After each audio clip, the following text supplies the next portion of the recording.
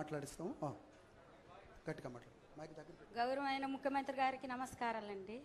నా పేరు రమాదేవి, కుకునూరు మండలం కివాక. మాకు కూడా ఆరణాలు పడ్డాయి. మంచిగా సంతోషంగా ఉన్నాం సారు. రోడ్లు మెయిన్ సీసీ రోడ్లు పోసారు మంచిగా. ఇంటింటికి కూడా పైపులని అన్ని అనుకూలంగా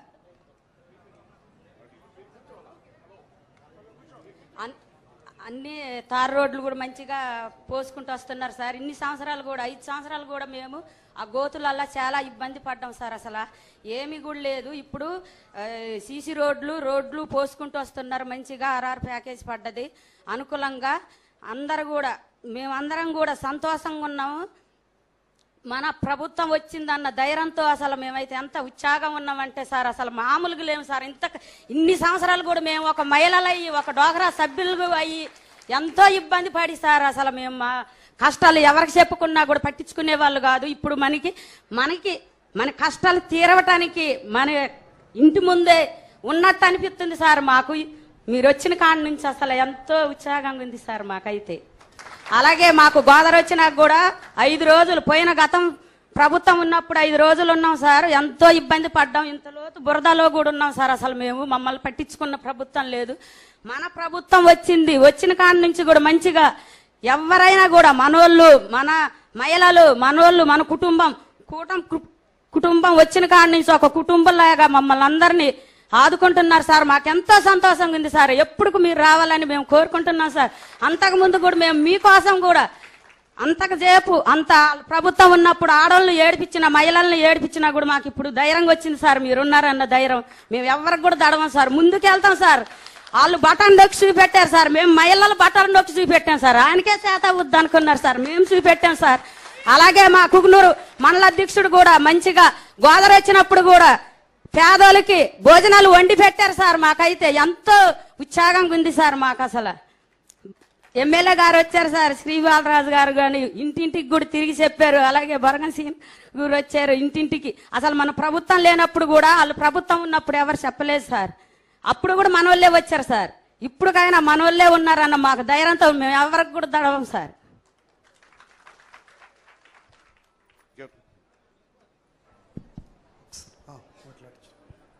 సార్ నమస్కారం సార్.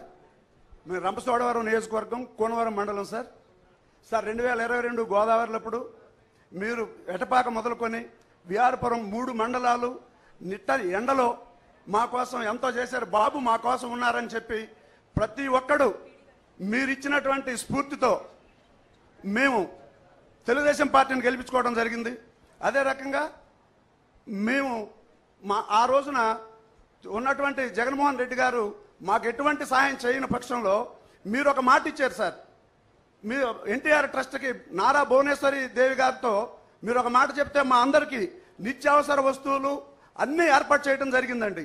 ఆ రోజున మేమందరం కలిపి ఈ గవర్నమెంట్ మాకొద్దు, తెలంగాణలోనే కలవాలని చెప్పి మేము రోడ్డెక్కే పరిస్థితుల్లో మీరు బస్సు యాత్ర చేయటం వల్ల మేమందరం మళ్ళీ బాబు మాకు భరోసా ఇస్తాడని చెప్పి మేము మళ్ళీ మీకోసం ఎదురు చూసాం సార్.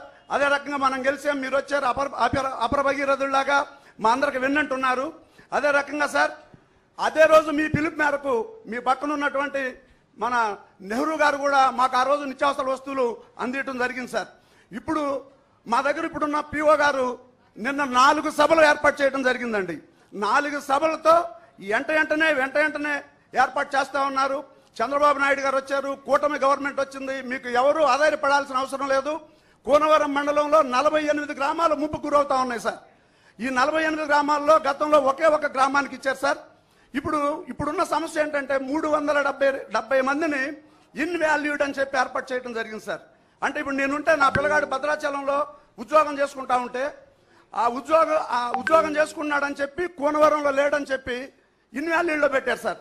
తమరు దయచేసి మా మండలాలు దయచేసి ఆలోచన చేసి, అంటే రేషన్ కార్డు అక్కడే ఉంది, ఆధార్ కార్డు అక్కడే ఉంది, ఓటింగ్ కూడా అక్కడే ఉంది సార్. కానీ ఒకే ఒక కారణం మీద కొంచెం మాకు ఇన్వాల్యూడ్లో పెట్టారు సార్. మా పిఓ గారు చాలా యాక్టివ్గా ఇప్పుడు మొన్న చాలా యాక్టివ్గా పనిచేస్తూ ఉన్నారు సార్. దయచేసి మాకు ఒక అవకాశం కల్పించాలని కోరుతా ఉన్నాం సార్.